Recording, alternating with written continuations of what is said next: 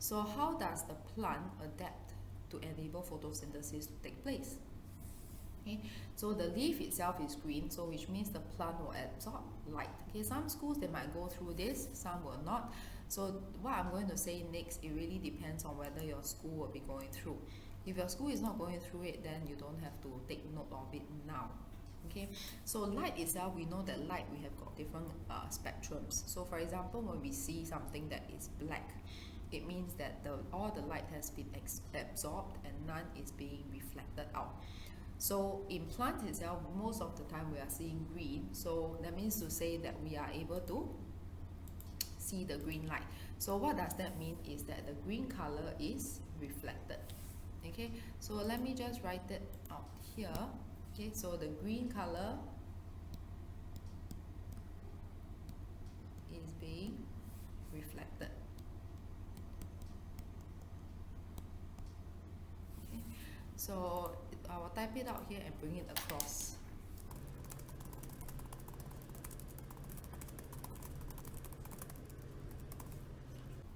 Okay, so the green light is being reflected, which is why we see the green color, but the red and blue light, they are being absorbed. Okay, now and I also have all these network of veins which help to carry the minerals and water into the leaves itself, and when this particular leaf makes food in glucose, okay, it will be converted into another form. Okay, so it will be converted into another form. So once it is converted into another form, it will be transported around the plant itself also via these little veins. Okay, so the petule is this little stalk which will help to hold the leaf at an angle. So not all the petules are of the same length. Some will be much shorter, some will be around this length, and some leaves, they do not contain any petule as well. Okay, so over here you can see that the leaf itself is very broad and at the same time it is thin. Okay, we do not see leaves that are extremely thick. So that will help to give the leaves the adaptation of having a broad surface area in order to absorb light. Okay, so if let's say we were to cut a small section of this leaf and we were to expand it out at the side, you will see this internal structure. Okay, so at the top I have got my upper epidermis, and at the bottom I have got my lower epidermis here. So the epidermis acts as a protective layer. Okay, so on top of that, since the upper epidermis faces the atmosphere, the surroundings, for example, when it rains, you have got insects that are going to land on the top of the leaves, they will have a waxy cuticle. Okay, so this waxy cuticle helps to prevent water loss, and it also provides the plant with some form of protection. Okay, think of it as, for example, your nails, right, your fingertips. Okay, so your nails will help to give a protection layer for your fingers itself, so that you don't get injuries that easily. It is a hard layer, etc. Okay, the upper epidermis is also transparent, so that the light can actually hit the leaves itself very quickly.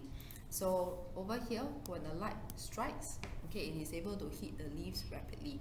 So because the light is going to strike at the top, it means to say that I will have to have my palisade mesophyll that contains the most number of chloroplasts.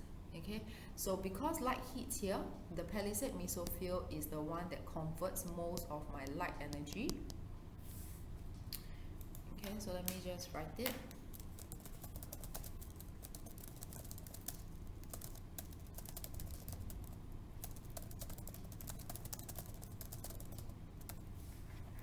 Okay, so being at the top, it has the advantage of getting most of the light energy. So the plant adapts itself to ensure that it is able to convert most of this light energy into chemical energy efficiently. So the palisade mesophyll will have the most. Spongy mesophyll towards the bottom part, they will have only slight amounts, and they are also very loosely packed. So when you see all these air spaces, the reason why they are loosely packed is because of these air spaces. So when the gases, the carbon dioxide gas enters through the stoma pore, Okay, follow my cursor. So when it enters through the stoma pore into all these air spaces, okay, these air spaces, they are moist. Okay, so because they are moist, they are able to allow the gaseous exchange much more efficiently through it. Okay, and the carbon dioxide can then enter into the spongy mesophyll cells and the palisade mesophyll cells at a more rapid rate for photosynthesis. Okay. The stomata at the bottom, as mentioned earlier on, okay, it will regulate your water loss. Okay, so transpiration is what we call water loss. So when you have got on a very hot day, the plant has to cool down, just like how humans have to cool down on a very hot day. So what happens to humans is that we tend to perspire. So similarly, plants will also tend to transpire.